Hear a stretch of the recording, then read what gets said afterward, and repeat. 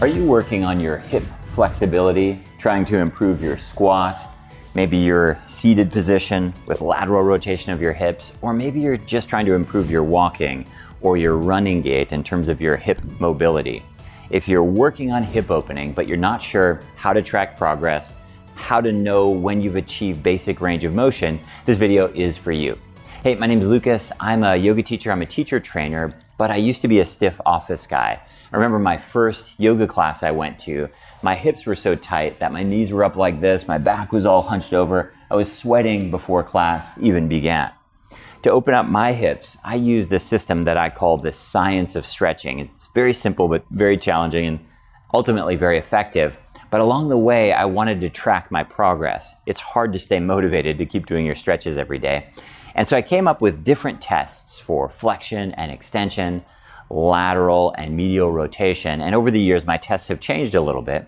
But today, I'd like to share with you the tests I'm currently using for myself and for my clients to track progress. And again, the whole goal is not to achieve contortion or circus performance. What myself and all of our clients are working on is BROM, basic range of motion. I like to think about it as moving like a functional 12-year-old, being able to get up and down from the floor, do a full squat, sit comfortably cross-legged. All of that is really a natural range of motion that most of us have lost. Keep in mind that these tests, whether you're doing my tests or the test from a physical therapist or anyone else, they're inevitably a little bit flawed, meaning it's just a reference point. All of us have unique bodies and unique ways of moving, so don't think about it as a gold standard. Just think about it as a way to track progress.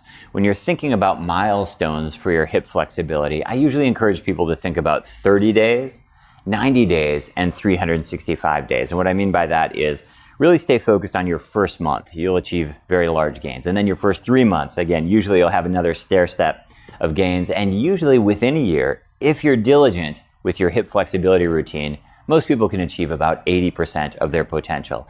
And just a little side note, that last 20% is usually not worth working for. It takes so long. So let's get into the test, and then I'll come back and share with you some more ideas. Hip flexion test. Lie down on your back. Pull your knee into your chest. Now measure the distance with your fists. How many fists distance is your knee from your chest? Our goal here is no gap between your knee and your chest. The muscles that limit or enable this range of motion would be your glutes and your hamstrings, and to a lesser extent, your adductors and your quads can also play a role as well. Confounding factors. Tight quads can sometimes limit full knee flexion, and that can confuse things in this pose. Use case. We require full hip flexion for a butt to heel squat and to get up and down from the ground without our hands. Test number 2, hip extension. Lie down on the floor on your belly. Extend one leg up into the air. Flex your knee on the opposite leg and place your foot on top of your foot, creating an angle with your extended back leg. Option 2, place your foot on your shin. Keep that top leg straight. Option 3, place the arch of your foot so it cups your knee. And then option 4 is place your foot above your knee with that top leg straight and no pain in your lower back. Goal. Our goal here is to get the arch of your foot above your knee. Muscles that will limit or enable this range of motion are your rectus femoris, one of your 4 quad muscles, your iliacus, and your psoas. These are your primary hip flexors. So to go into deep hip extension, we need these muscles to open up.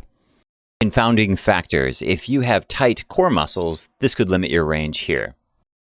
Use case. Hip extension is necessary for all kinds of movements like your back leg in any lunge, in any running or sprinting position. Test number 3, lateral rotation. Sit down on the floor in a butterfly position. Place your thumbs inside your feet as if you were opening a book. Gently pull your feet in close to your pelvis. Press your knees down. Now measure how many fists distance your knees are off the floor. Our goal here is to have your knees flat on the floor. Muscles that limit or enable this range of motion include your adductors, your groin muscles, and a little bit of your hamstrings as well. Confounding factors: if you have tight ankles or tight quads, that could confuse this test. Use case: your goal here is to sit on the floor with your legs crossed and your knees in line with your hips. Any comfortable seated position requires full lateral rotation of your hips. Final test: medial rotation of your hips. Extend your legs in front of you with your legs about hips width distance. Bend one leg and slide your foot way out to the side in line with your opposite knee. Keep your foot and both knees in one line as you medially rotate your knee toward the ground. Your knees should stay in line with your hips, so your knees are apart. Your hip will roll up on the bent leg, but your shoulders should stay lined up over your hips. If you feel any knee or back pain, stop and back off to a point where you feel no pain. Once you find your maximum range, measure how many fists distance you are from the floor. Your goal here is your knee flat with no pain. Muscles: your deep six hip rotators, your tensor fascia lata, and your glutes are all involved here. Confounding factors: tight ankles, tight hamstrings could potentially cause problems as well. Use case: this range is used dynamically, running and pivoting, skiing, and when stepping down or, in some cases, falling down from a ledge or a step. I hope you found those tests helpful. My suggestion would be to write down your score and retest every couple of weeks initially, and then later on you can retest every month or so. The key thing with flexibility, especially with your hips, is consistency. There are about 22 plus different muscles that affect your range of motion or your lack of range of motion in your hips, and they really respond well to repetition. A lot of people coming into flexibility training are coming from a strength training background where maybe they do 2 days a week per body part. With flexibility, it's very different. Your body will respond best to repetition. Daily stretching is preferable to one monster session once a week.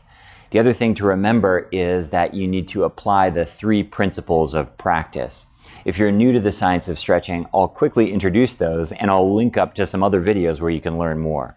The first principle for actual range of motion change, we call it wet noodle. And this principle says that your muscles will stretch best when fully relaxed. Just like your muscles will grow best when contracted, they'll lengthen best when fully relaxed. Principle number 2 has to do with breathing. You have a myotatic stretch reflex where you've probably felt this. Your body fights when you go into a stretch. This is an adaptive natural response, but to turn that off so that you can actually make some changes, breathing really helps. Inhale through your nose to the count of 4.